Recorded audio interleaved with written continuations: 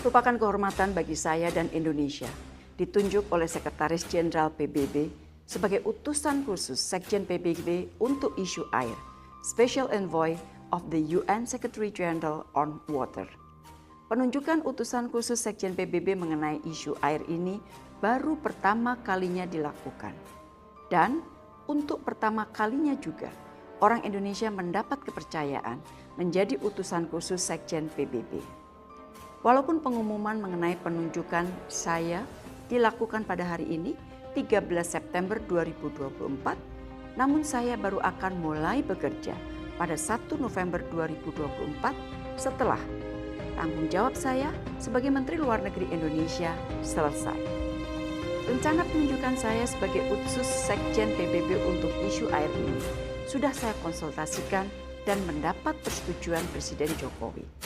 Presiden terpilih Prabowo Subianto juga memberikan dukungan penuh atas penunjukan ini.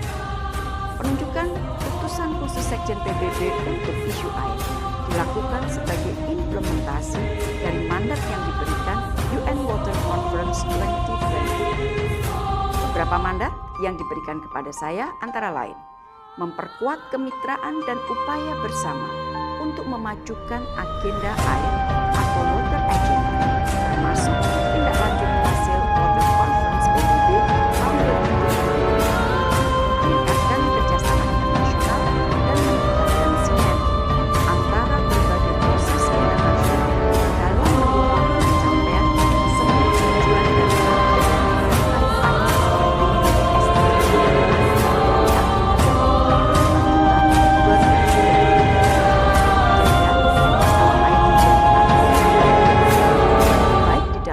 maupun di luar PBB, memobilisasi aksi dan sumber pendanaan guna menangani krisis air dunia dan mendorong agar pemenuhan target-target terkait air dapat dilakukan demi tercapainya perdamaian, pembangunan, dan hak asasi manusia.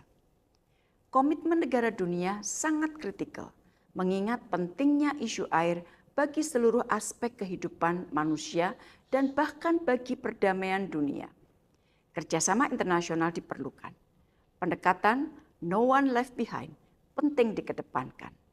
Air bukan saja masalah teknis, namun juga masalah politik.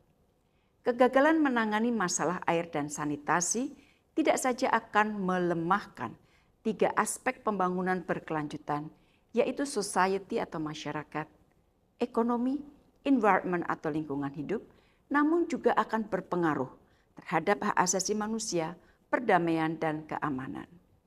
Data menunjukkan bahwa 2,1 miliar orang tidak memiliki akses ke layanan air minum yang dikelola secara aman. 4,5 miliar orang tidak memiliki akses ke layanan sanitasi yang dikelola dengan aman. Kelangkaan air sudah mempengaruhi 4 dari setiap 10 orang.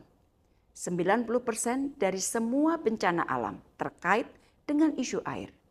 Dan 80% air limbah mengalir kembali ke ekosistem tanpa diolah atau digunakan kembali. Tentunya pengalaman saya sebagai diplomat hampir 40 tahun dan sebagai Menteri Luar Negeri selama 10 tahun akan saya gunakan semaksimal mungkin untuk menjalankan tugas sebagai utusan khusus Sekjen PBB ini. Bismillah, semoga saya dapat menjalankan tugas internasional ini dengan baik. Mohon doa restunya. Terima kasih.